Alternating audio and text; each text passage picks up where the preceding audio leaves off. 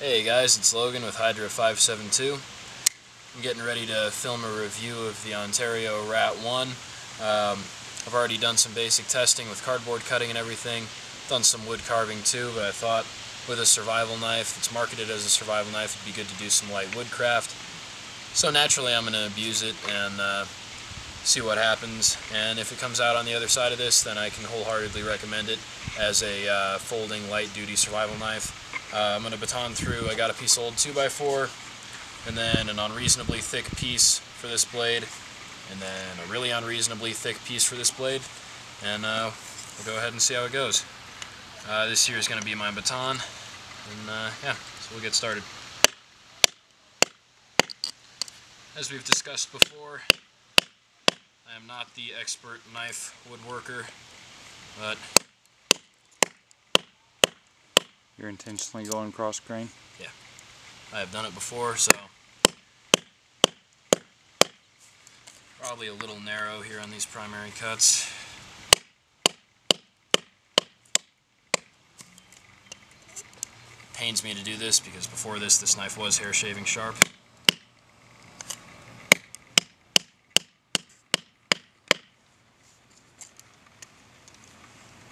It's already, oh wow,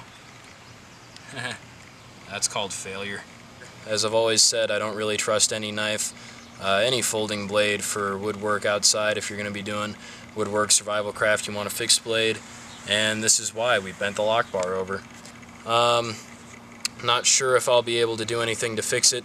I suppose I will try to bend it back, but as for right now, it's pretty foobar. So I think if you had to do survival craft with this knife, this is about the result you would get. It's still, in all honesty, usable. If you had to continue doing your survival craft, the knife probably wouldn't close on you just yet, but for the sake of our testing, it's done.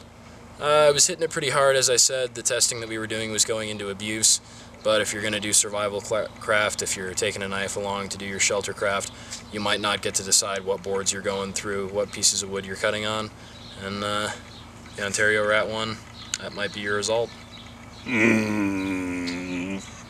Well guys, there's the blade after repair. Hopefully you can see it is definitely a later lockup, but it is locking, and I can open and close the blade.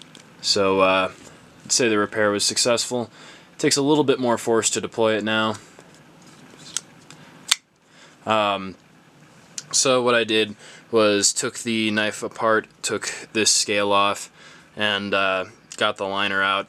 And I just took a clamp and clamped the locking liner down to the rest of the liner, leaving the little part that was bent over exposed.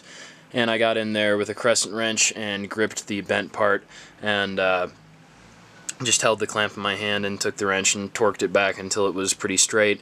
I think I took it a little bit past straight, and it sprung back to just slightly bent.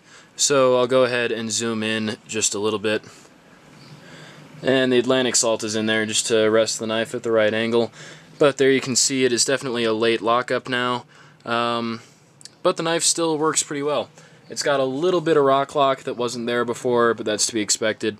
I just want to be clear that I'm not bashing on this knife at all. You know, it was definitely abuse what I was doing. That was an old weathered piece of 2x4. But, you know, that just means that when I review this knife, I'll be reviewing it as an EDC blade, possibly emergency tactical, but not woodcraft, because, as I said, you're out on your own. This is the only knife that you brought in for survival craft. You know, you don't always get to choose what the wood that's available is going to be. You don't get to choose how tough something is or what you're going to be making your shelter out of. And if it can't make it through a piece of 2x4 without the lock failing, I don't think I can comfortably recommend it.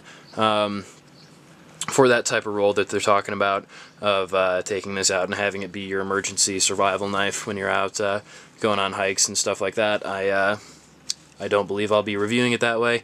Their advertising was subtle when they were talking about using it that way, so I'm not bashing their advertising in any way like I have before. I just don't believe that it's a survival blade. Fortunately, in the price range, there are survival blades.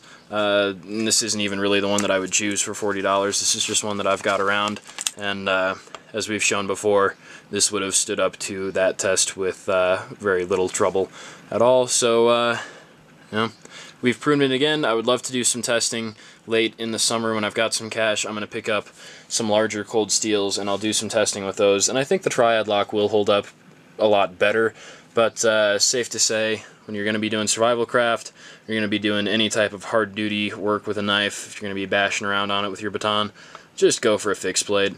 They hold up significantly better. Not to bash on the RAT1, it has just been proven again with another model. When you're doing your woodworking, go for a fixed blade. Thank you guys for watching. Stay tuned for more of the same.